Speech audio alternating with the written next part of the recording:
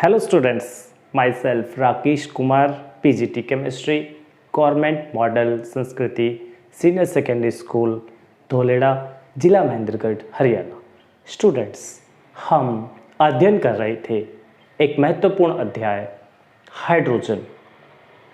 Hydrogen के अंतर्गत हमने अपने पिछले लेक्चर अर्थात भाग 1 में अध्ययन किया था कि मॉडर्न पीरियोडिक टेबल में हाइड्रोजन की पोजीशन कहाँ निर्धारित है। वहाँ पर हमने अध्ययन किया था कि हाइड्रोजन की जो पोजीशन है मॉडर्न पीरियोडिक टेबल में कहीं भी जस्टिफाई नहीं है।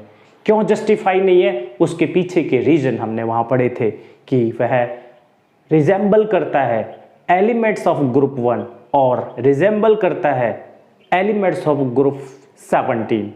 कुछ प्रॉपर्टीज यहाँ वो दोनों ही ग्रुप के एलिमेंट से रिजेंबल करता हुआ प्रतीत होता है। जबकि हमने वहाँ पर यह भी अध्ययन किया कि हाइड्रोजन जो है वह बाकी जो तत्व है ग्रुप 1 के अंदर उनसे कुछ प्रॉपर्टीज अलग दिखाता है अर्थात डिफर है। और दूसरी तरफ हमने वहाँ पर यह भी देखा कि जो एलिमेंट्स ग्रुप 17 के अंदर हैं उनसे भी हाइड्रोजन कुछ प्रॉपर्टीज को अलग दिखाता है, डिफरेंट दिखाता है, डिफरेंट प्रॉपर्टी शो करता है। इसके अलावा हमने अपने पहले पार्ट के अंदर अध्ययन किया था कि हाइड्रोजन के आइसोटोप कौन कौन से हैं। आइए आज उसी क्रम में थोड़ा आगे बढ़ते हैं और देखते हैं डाई हाइड्रोजन का हम प्रिपरेशन कैसे करेंगे। तो आज का जो हमारा ऑब्जेक्टिव है वह है preparation of di hydrogen. Di hydrogen का प्रिपरेशन कैसे किया जाएगा और उसका प्रिपरेशन भी हम स्मॉल स्केल पर कैसे करेंगे, लैब के अंदर उसको प्रिपेयर कैसे करना है और कमर्शियल प्रोडक्शन डाई हाइड्रोजन का कैसे किया जाता है। तो these are the objectives for today's lecture that how we can prepare dihydrogen on small scale as well as commercial production of dihydrogen. तो आइए चलते हैं, देखते हैं सबसे पहले preparation of dihydrogen on small scale. आइए देखें कि डाई हाइड्रोजन को हम कैसे प्रिपेयर करेंगे। इसकी प्रिपरेशन हम सबसे पहले ले रहे हैं on small scale. On small scale, small scale पर हम डाई हाइड्रोजन को कैसे प्रिपेयर करेंगे। इसके बहुत सारे मेथड हैं, उनमें से हम कुछ मेथड्स को लेते हैं कि हम स्मॉल स्केल पर डाई हाइड्रोजन को कैसे प्रिपेयर करेंगे। आइए देखते हैं अपना पहला मेथड और वह है by the action of active metals with water. First हमारे पास यहां पर मेथड है by the action of active metals. Active metals, यहां पर एक्टिव मेटल्स का कहने का मतलब है the metals which are more reactive than hydrogen. The metals which are less reactive than hydrogen can't displace the hydrogen from the water. Reactivity series आपको पता होनी चाहिए। रिएक्टिविटी सीरीज में जो मेटल्स हाइड्रोजन से ऊपर हैं वही मेटल्स हाइड्रोजन से ज्यादा रिएक्टिव भी होते हैं, वही मेटल्स डिस्प्लेस कर पाएंगे किसको, हाइड्रोजन को। कहां से, वाटर से। तो हम यहां पर bye the action of active metals with water, water के साथ हम यहां पर रिएक्शन करवाने जा रहे हैं कि वाटर के साथ जब हम एक्टिव मेटल को रिएक्शन करवाएंगे तो क्या होने वाला है। देखिए एक्टिव मेटल, फॉर एग्जांपल मैं लेता हूं यहां पर sodium metal. Sodium metal is an active metal when it reacts with water. When it reacts with water H2O, what happens? Sodium is an active metal, then it goes to the water and displaces the hydrogen from the water. Hydrogen is present in the water, so sodium metal, which is active metal, displaces the hydrogen from there, and what happens? It forms two sodium hydroxide, NaOH. NaOH, sodium hydroxide, along with dihydrogen, along with dihydrogen. Hydrogen gas will be formed there. तो इस प्रकार हमने देखा कि कोई active metal है, वो क्या कर रही है, वाटर के साथ रिएक्शन कर रही है और वाटर के साथ रिएक्शन करके उसके हाइड्रोक्साइड के साथ डाइहाइड्रोजन प्रिपेयर कर रही है। तो स्मॉल स्केल पर अगर हमें डाइहाइड्रोजन बनानी है तो एक्टिव मेटल को वाटर के साथ रिएक्शन करवा देंगे। एक और एग्जांपल हम इसी प्रकार का यहाँ देखते हैं, potassium metal which is also a active metal when it combines with water के साथ हम इसको combine करते हैं, then it also react in the same manner and forms the potassium hydroxide along with hydrogen gas which will be there, means dihydrogen is formed there. So active metals when react with the water, then they displaces the hydrogen from the water and change to the dihydrogen gas. One more example. Here we took calcium metal, which is also an active metal. When it combines with the water H2O, what it forms? It forms its hydroxide. What is the hydroxide of calcium? That is the calcium hydroxide, CaOH twice, calcium hydroxide. Along with what is there? There is a dihydrogen gas. There is a dihydrogen. So we can say active metals like sodium, potassium, calcium, when they react with the water, then they form their respective hydroxide along with hydrogen gas. That is the first method by which we can prepare dihydrogen on a small scale. Let's see the another method. Method number 2, by the action of metal hydride with the water. Metal hydride. What are metal hydrides? Metal hydrides are those which are formed when metals are combined with hydrogen. Then they form their respective metal hydrides. Okay, when these metal hydrides are react with water, then there is a hydrogen gas. We can prepare hydrogen gas when metal hydrides will react with water. Let's see. Here we took sodium hydride. Example number 1, sodium hydride. Sodium hydride when combines with water H2O, then what happens? Then it forms a hydrogen gas and it combines with the NaH, means there is a sodium hydroxide and dihydrogen is there. So NaH when combines with water, then what happens? NaH and O is reduced from there and combines with NaOH, then it forms the NaOH, and then it forms the NaOH and dihydrogen gas is there. We can prepare dihydrogen when metal hydride react with the water. Let's see the another example. Calcium hydride. Calcium hydride, CaH twice. Calcium hydride का formula हुआ CaH twice. When it react with water के साथ जब हम इसको reaction करवा देंगे तो क्या बनेगा? यहाँ पर भी बनने वाला है कैल्शियम का हाइड्रोक्साइड, CaOH twice बनेगा और क्या बनेगा? और निकलेगा इसमें से dihydrogen gas.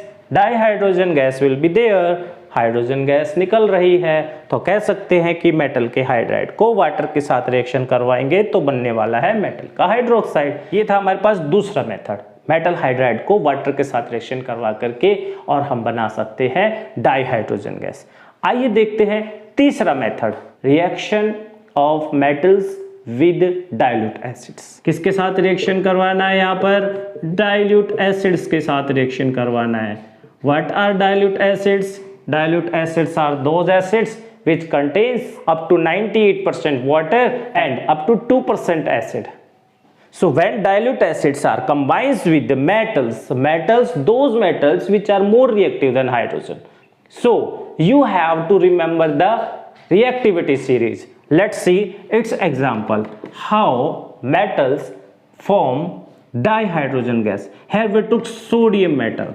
Sodium is a reactive metal, more reactive than hydrogen. When it combines with the dilute acid, say HCl, that is dilute HCl. What happens? Sodium metal displaces the hydrogen from the hydrogen chloride and it forms sodium chloride NaCl. And what it forms? It forms the dihydrogen gas. Dihydrogen gas will be there. So that's how when metals react with dilute acids to form metallic salt and hydrogen gas.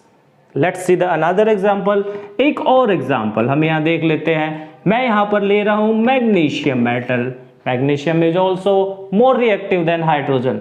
When it react with the H2SO4 sulfuric acid which is dilute in nature. कैसे nature का है sulphuric acid? Dilute का. और हम जब इसको magnesium के साथ रिएक्शन करवा रहे हैं तो मैग्नीशियम हाइड्रोजन को डिस्प्लेस करने वाला है H2SO4 में से और खुद आकर के उसकी जगह कंबाइन होने वाला है. यहाँ से गया, इसको डिस्प्लेस किया, खुद कंबाइन हो गया, मैग्नीशियम सल्फेट बन गया. और क्या निकला इसमें से? जब डिस्प्लेस कौन हुआ यहाँ पर डिस्प्लेस हुआ है हाइड्रोजन. तो डाइहाइड्रोजन यहाँ बनने वाला है. That's how metals when combines with the dilute acids then they form their respective salt and dihydrogen gas. So these are the some methods by which we can prepare dihydrogen on a small scale. आइए अब हम देखते हैं कि lab में हम dihydrogen का preparation कैसे करेंगे. देखिए हम यहाँ पर क्या करेंगे, एक बॉटल लेंगे, डबल माउथ बॉटल. ये मैंने यहाँ पर ली एक डबल माउथ बॉटल और इस बॉटल की पहचान ये होती है कि इसके जो माउथ है अर्थात ओपनिंग्स हैं वो डबल होते हैं. ये देखिए एक और ये दूसरा. मुझे क्या करना है, इसका जो ये फर्स्ट माउथ है, पहला मुंह है, इसके अंदर मुझे एक फनल फिट कर देना है. ये देखिए मैंने इसके अंदर एक फनल फिट कर दिया है. फनल का जो पाइप है आपको याद रखना है वो ऑलमोस्ट उसके बॉटम तक जाना चाहिए. पूरा बॉटम को टच ना भी हो तो हम इसके अंदर जो एसिड लेंगे उसमें डूबा हुआ होना चाहिए. तो यहाँ पर हमने क्या किया है, ये एक फनल लिया है. इस फनल की आपको याद रखना है कि जो फनल है इसका लोअर एंड सॉल्यूशन में डूबा होना चाहिए. एक और हम ध्यान रखेंगे कि इसको लगाने के बाद हम कॉर्क लगाएंगे, अर्थात जो हमारे पास फनल है कॉर्क में से इस प्रकार से फिट करेंगे कि वहाँ से गैस का लीकेज ना हो. इसके बाद हम क्या करेंगे, हम यहाँ पर एक डिलीवरी ट्यूब लेंगे और डिलीवरी ट्यूब को हम दूसरा जो माउथ है उसके अंदर हम इस प्रकार से फिट करेंगे कि उसका जो लोअर एंड है वो सॉल्यूशन में डूबा हुआ नहीं होना चाहिए, उसको हमें ऊपर रखना है. इस डिलीवरी ट्यूब को लगाने के बाद जो हमारे पास माउथ है उसको कॉर्क लगा करके हम एयर टाइट कर देंगे, अर्थात जो डिलीवरी ट्यूब है उसको कॉर्क के अंदर से फिट करके इस प्रकार से फिक्स करेंगे कि उसके अंदर से हाइड्रोजन गैस का लीकेज ना हो. ठीक है, चलिए इस डिलीवरी ट्यूब का जो दूसरा एंड है उस दूसरे एंड को हमें क्या करना है, हमें एक दूसरा कंटेनर लेना है. उस कंटेनर के अंदर हमको क्या फिल करना है, सॉफ्ट सॉल्यूशन फिल करना है. ये यहाँ पर मैंने इसमें सॉफ्ट सॉल्यूशन लिया हुआ है. सॉफ्ट सॉल्यूशन, साबुन को घोल करके आप वहाँ सॉल्यूशन बना सकते हैं. सॉफ्ट सॉल्यूशन डिलीवरी ट्यूब के दूसरे एंड को हमें उस सॉफ्ट सॉल्यूशन में ले जा करके डिप कर देना है, कुछ इस तरीके से. यहाँ पर हमने उसको डिप कर दिया है.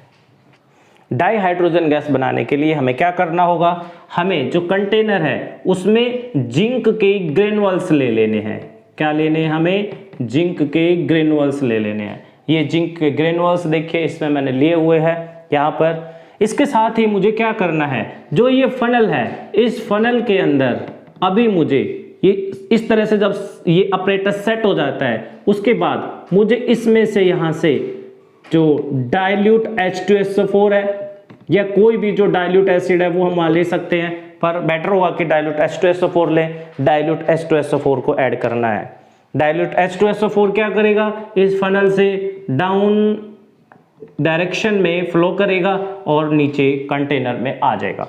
नीचे कंटेनर में आने के बाद वह जिंक ग्रेनुअल्स के कांटेक्ट में आने वाला है. ये देखिए यहाँ पर मैंने डाइल्यूट H2SO4 को दिखा दिया है.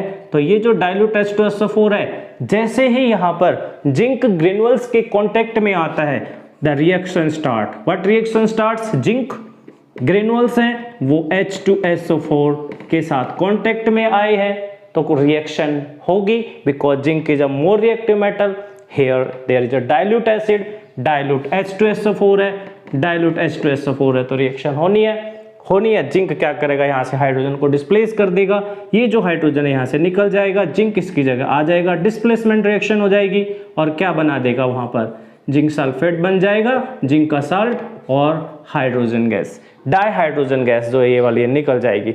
तो ये जो डाई हाइड्रोजन गैस है ये निकल कहाँ जाएगी, ये यहाँ पर इन बबल्स के अंदर दिखाई देगी हमें, हर एक जो जिंक ग्रेनुअल्स है उसके पास से हमें बबल्स निकलते हुए दिखाई देंगे। These bubbles just rise up to the bottle, और यहाँ पर और कहीं से तो कोई स्पेस नहीं था, बट यहाँ पर ये जो डिलीवरी ट्यूब है इसके फर्स्ट एंड से वो जो बबल्स हैं वो एंटर करेंगे और डिलीवरी ट्यूब से बाहर आते हुए सॉफ्ट सॉल्यूशन के अंदर चले जाएंगे। वो जो बबल्स हैं वो हाइड्रोजन गैस के बबल्स हैं। यह कंफर्म करने के लिए कि वो हाइड्रोजन गैस के बबल्स हैं, हमें क्या करना होगा, हमें वहां पर एक बर्निंग मैच स्टिक ले जानी पड़ेगी, जलती हुई माचिस की तिल्ली। वो बबल्स हमें यहाँ इस सॉफ्ट सॉल्यूशन में भी दिखाई दे रहे हैं। जैसे ही वो बबल्स बाहर आते हैं, ये देखिए इस तरह से मैंने बाहर बबल्स को बनाया है। अब मुझे क्या करना है, किसी भी बबल के पास जला करके माचिस की तिल्ली को इसके पास ले जाना है। ये माचिस की तिल्ली मैंने जलाई और इसके पास ले गया। जैसे ही ये इसके पास जाएगा और एकदम से ये ब्रस्ट करेगा और पॉप साउंड, क्या करेगा, पॉप साउंड प्रोड्यूस करता है। अगर ऐसा हुआ कि बर्न करने के बाद इस बबल ने पॉप साउंड प्रोड्यूस कर दी, that means there is a hydrogen gas. तो ये हाइड्रोजन गैस की कंफर्मेशन है। हम वहाँ पर चेक भी कर सकते हैं कि हाइड्रोजन गैस बनी है कि नहीं है। बस इतना सा मेथड हमें अपनाना था और हाइड्रोजन गैस को हमें प्रिपेयर करना था लैब के अंदर। तो ऐसे हम हाइड्रोजन गैस को प्रिपेयर कर सकते हैं। एक बार मैं फिर से बता दूं, फनल लेंगे, फनल में डाइल्यूट H2SO4 ऐड करेंगे, एक डबल माउथ बॉटल रहेगी, उसके बॉटम के अंदर हम जिंक ग्रेनुअल्स डाल देंगे और जैसे ही एसिड उसमें ऐड करेंगे तो उसके अंदर जिंक सल्फेट हाइड्रोजन गैस बनने वाली है। डाई हाइड्रोजन गैस यहाँ से जो डिलीवरी ट्यूब है, पासिंग ट्यूब है, उससे बाहर निकलते हुए आएगी, सॉफ्ट सॉल्यूशन में उसके बबल्स दिखाई देंगे, उसको चेक कर लेंगे, जलती हुई तिल्ली ले जा करके, जैसे हुई हम उसके पास जलती हुई माचिस की तिल्ली ले जाएंगे, वो बर्न और एक ब्रस्ट कर जाएगी, एक स्मॉल एक्सप्लोजन होगा जिसमें साउंड आएगी पॉप, और हम वहाँ कंफर्म कर देंगे कि हाइड्रोजन गैस निकल रही है। तो इस प्रकार से हम हाइड्रोजन गैस को लैब के अंदर प्रिपेयर कर सकते हैं। चलिए अब हम चलते हैं अपने तीसरे मेथड की ओर, और वो है हमारा लार्ज स्केल पे प्रोडक्शन। क्योंकि डाई हाइड्रोजन का इतना ज़्यादा यूज है इंडस्ट्रीज में, इवन स्पेस साइंस के अंदर, हर जगह, बहुत सारी जगह हाइड्रोजन का यूज होता है। तो उस हाइड्रोजन के यूज की इतनी ज़्यादा होने की वजह से वहाँ पर उसकी डिमांड भी बहुत ज़्यादा होती है। अब उस डिमांड को पूरा करने के लिए हम स्मॉल स्केल पे या लैब में हाइड्रोजन को बनाएंगे तो वो डिमांड पूरी नहीं हो सकती। इसलिए हमें उसको क्या करना पड़ेगा, डाई हाइड्रोजन को लार्ज स्केल पे प्रोडक्शन करना पड़ेगा, कमर्शियल स्केल पे।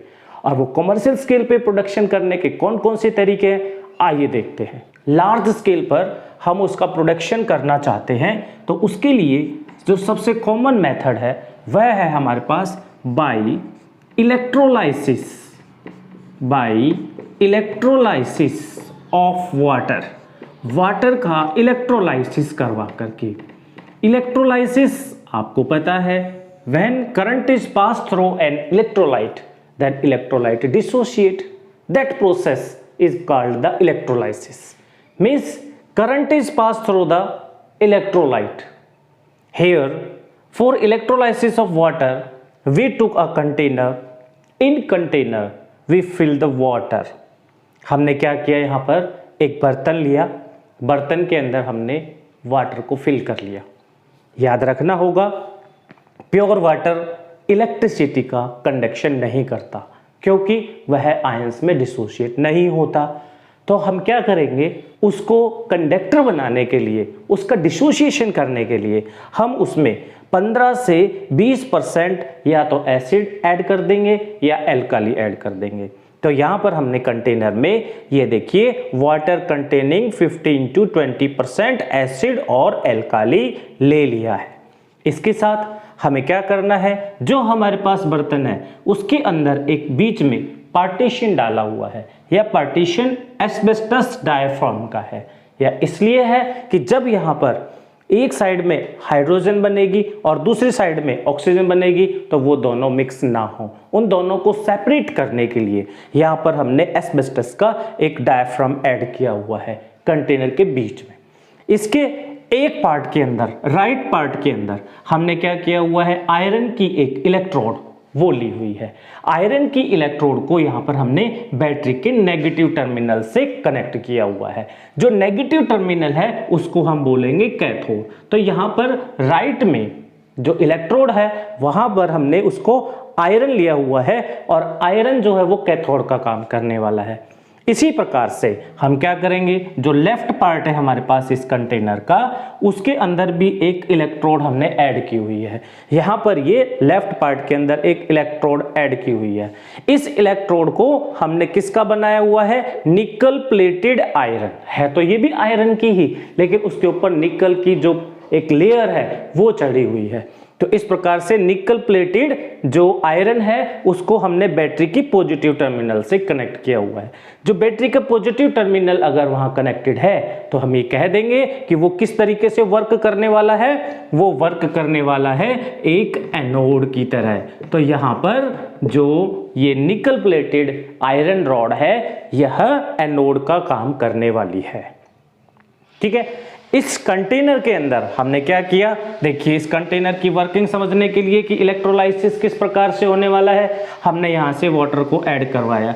यहाँ से जब हम वाटर को ऐड करवाएंगे तो वाटर दोनों ही पार्टीशन के अंदर, राइट पार्टीशन में भी और लेफ्ट पार्टीशन के अंदर भी जाने वाला है।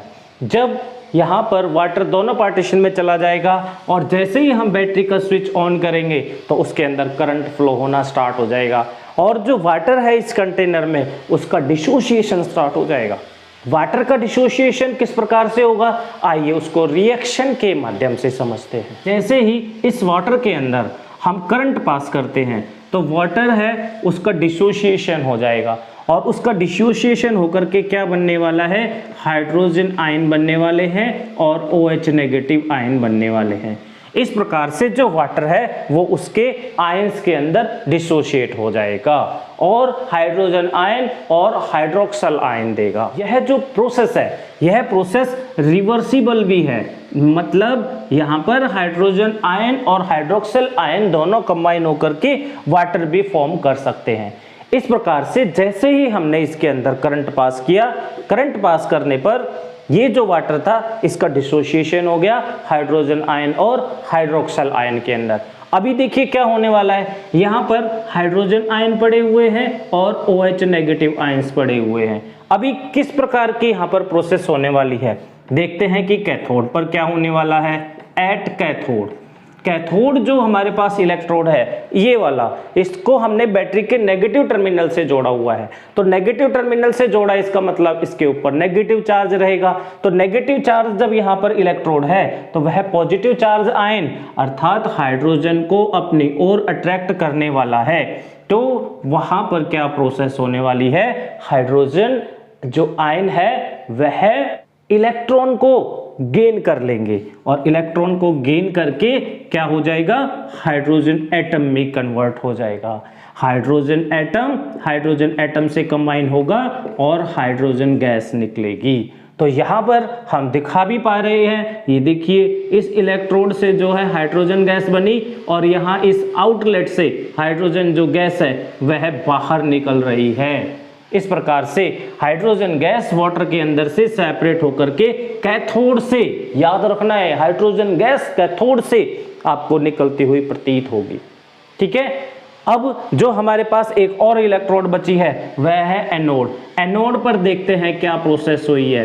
एट एनोड, एनोड पर क्या होगा, एनोड जो है हमारी पॉजिटिव टर्मिनल से जुड़ा हुआ इलेक्ट्रोड है तो इसके ऊपर पॉजिटिव चार्ज रहेगा। पॉजिटिव चार्ज जो है वो किसको अट्रैक्ट करने वाला है, नेगेटिव चार्ज आयन को अट्रैक्ट करने वाला है। तो यहाँ पर जो OH नेगेटिव आयन है जो इस वाटर के डिसोशिएट होने पर बने हैं वो जाएंगे एनोड पर। तो एनोड पर क्या होने वाला है, OH नेगेटिव आयन क्या करेंगे, वो अपने इलेक्ट्रॉन को लॉस करने वाले हैं। 4 OH नेगेटिव आयंस इलेक्ट्रॉन का जब लॉस कर देंगे तो वो 4 OH बना देंगे और 4 इलेक्ट्रॉन्स वहां पर उनके रिमूव होने वाले हैं। एनोड पर चले जाने वाले हैं। अब इस प्रकार से जो बना OH है वो चारों के चारों OH आपस में रीअरेंज होंगे और रीअरेंज होकर के वहां पर वाटर की फॉर्मेशन करेंगे और क्या बनाने वाले हैं, ऑक्सीजन गैस बनाने वाले हैं। तो ये जो ऑक्सीजन गैस है यही इस वाली इलेक्ट्रोड पर, ये जो इलेक्ट्रोड है निकल प्लेटेड आयरन वाली, यहाँ पर प्रोडक्शन होगा और वो गैस के रूप में जो ये आउटलेट बना हुआ है लेफ्ट पार्ट का, इससे बाहर आ जाएगी oxygen gas. It means anode से बाहर आने वाली है। तो इस प्रकार से हमने देखा कि कैसे जब हम वाटर का इलेक्ट्रोलाइसिस करते हैं, वाटर के अंदर करंट पास करते हैं, हाइड्रोजन आयन और OH आयन में कन्वर्ट हो जाता है। Hydrogen ion goes to the cathode, it gain their electron and convert into the hydrogen atom. Hydrogen atom combines with another hydrogen to form the dihydrogen gas. तो यहाँ पर dihydrogen gas बनने वाली है। Similarly, what happens at anode? Anode OH negative ions are present in the electrolyte. That OH ion goes to the nickel plated iron that is positively charged. There it lose its 4 electron, change into the OH molecules, rearrange and change into the oxygen gas. That means oxygen gas is produced at anode and dihydrogen gas is always produced at cathode. That's how we can prepare dihydrogen gas on a large scale. तो इस प्रकार से हमने large scale पे dihydrogen gas का preparation देखा। चलिए एक और हम मेथड देखते हैं जिससे हम लार्ज स्केल पर डाइहाइड्रोजन गैस का प्रिपरेशन करते हैं और वो इंपॉर्टेंट भी है। उस मेथड का नाम है फ्रॉम सिन गैस। आइए सिंथेसिस गैस से हम देखते हैं डाइहाइड्रोजन कैसे बनाई जा सकती है। देखिए दूसरा मेथड है हमारे पास from synthesis gas, from synthesis gas which is also called syngas से भी हम इसको प्रिपेयर कर सकते हैं। सबसे पहले हमें यह पता होना चाहिए कि सिनगैस होती क्या है। देखिए सिनगैस का फॉर्मूला क्या है। सिनगैस का फॉर्मूला है CO प्लस H2। जब कार्बन मोनोऑक्साइड के साथ हाइड्रोजन ऐड होती है तो वो जो हमारे पास गैस बनती है दैट इज कॉल्ड सिनगैस। उसको बोलते हैं हम सिनगैस अर्थात सिंथेसिस गैस। एक्चुअली में सिनगैस बनाते कैसे हैं ये भी देख लेते हैं। देखिए जो हमारे पास कोक होता है कार्बन, उसको हम स्टीम के साथ, किसके साथ रिएक्शन करवाते हैं, स्टीम लेंगे और स्टीम के साथ कार्बन को, कोक को हम रिएक्ट करवाते हैं। तो जब ये इस पर रिएक्शन करता है टेम्परेचर याद रखना है कितना, 875 केल्विन जब करते हैं तो यहाँ पर कार्बन ऑक्सीजन को अपने साथ कंबाइन कर लेगा और कार्बन मोनोऑक्साइड बनेगा और हाइड्रोजन गैस रहेगी वहां पर। तो कार्बन मोनोऑक्साइड और हाइड्रोजन का जो मिक्सचर बनने वाला है वो कब बनेगा, जब कोक को स्टीम के साथ 875 केल्विन पे हम हीट कर देंगे। उस समय कार्बन वाटर के अंदर से ऑक्सीजन को अपने साथ कंबाइन कर लेगा और CO प्लस में H2 बन जाएगा। That mixture is called the synthesis gas और सिन गैस इसको हम बोलते हैं। तो हम इस सिन गैस से ही प्रिपेयर करेंगे किसको, डाइहाइड्रोजन को। डाइहाइड्रोजन को कैसे प्रिपेयर करना है हमें पता है। यहाँ पर CO के साथ वाटर के अंदर से आई हुई हाइड्रोजन इसमें कंबाइन है। अब हमें वापस से हाइड्रोजन को अलग करना है। उसके लिए इसको कुछ कैटलिस्ट के की प्रेजेंस में हीट करना पड़ेगा वाटर के साथ रिएक्शन करवा करके। देखिए क्या करना पड़ेगा हमें, इसको जो हमारे पास ये सिन गैस है, इस सिन गैस को हमें वाटर के साथ ऐड करना है। वाटर के साथ मात्र ऐड करने से यहाँ हाइड्रोजन अलग होने वाली नहीं है। तो हमें इसके लिए क्या करना होगा, हमें इसको हीट करना पड़ेगा 673 केल्विन के ऊपर। आयरन ऑक्साइड और chromium oxide Fe2O3 plus Cr2O3 का मिक्सचर भी लेना होगा। तो क्या होने वाला है, जो वाटर है इसके अंदर से कार्बन मोनोऑक्साइड को अलग कर देगा। ये सब कंडीशंस होंगी तब और डाइहाइड्रोजन हमारे पास वहां बनने वाली है। कार्बन डाइऑक्साइड के साथ यहाँ पर CO2 बनेगा और H2 बन जाएगा, और इस प्रकार से जो हमारे पास यहाँ पर यह डाई हाइड्रोजन की प्रोडक्शन हुई है, तो हम ये कह सकते हैं कि सिन गैस से हम डाई हाइड्रोजन प्रिपेयर कर सकते हैं। एक बार फिर से हम इस रिएक्शन को देखते हैं कि हमें लार्ज स्केल पर अगर डाई हाइड्रोजन को प्रिपेयर करना है तो कैसे प्रिपेयर करेंगे। फ्रॉम सिंथेसिस गैस, अर्थात सिन गैस से हम उसको प्रिपेयर कर सकते हैं। सिन गैस क्या होती है? The mixture of carbon monoxide and hydrogen is called the syn gas when it is added to water at the temperature of 673 Kelvin in the presence of catalyst iron oxide plus chromium oxide, then it will convert into carbon dioxide and dihydrogen gas. That's how we can prepare the dihydrogen gas from the syngas. एक और method हम यहाँ पर देखेंगे और वो है हमारे पास from hydrocarbons. We can prepare dihydrogen from the hydrocarbons on commercial scale. How we can prepare dihydrogen from hydrocarbons? We took a simple hydrocarbon like methane, CH4, methane. When methane is heated at 1270 Kelvin in the presence of catalyst, then it will decompose into carbon and dihydrogen. There it forms carbon and dihydrogen. That's how we can prepare the dihydrogen from hydrocarbons on a commercial production. We know that methane can be produced in the large quantity. When methane is in large quantity, we can prepare dihydrogen on the commercial production at the temperature of 1270 Kelvin in the presence of catalyst. Methane is dissociated into carbon and dihydrogen gas.